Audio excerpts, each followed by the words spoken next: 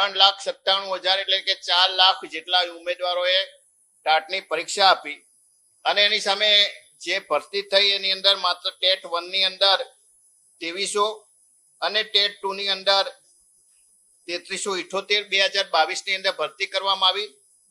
2023 ની અંદર એક પણ ટેટ ટાટ પાસ થયેલા ઉમેદવારની ભરતી કરવામાં નથી આવી. મંત્રીશ્રીએ મને જવાબ આપ્યો, એ જવાબ અને રાજ્ય સરકારે વિભાગે જે વિધાનસભાની અંદર જે જવાબ આપ્યો તો એની અંદર આંકડાની અંદર ભૂલ હતી. મેં મંત્રીશ્રીને કહ્યું તો એમને ખુલાસો કર્યો કે અમે જે જ્ઞાન સહાયકની ભરતી કરી છે એમાં લખી નથી.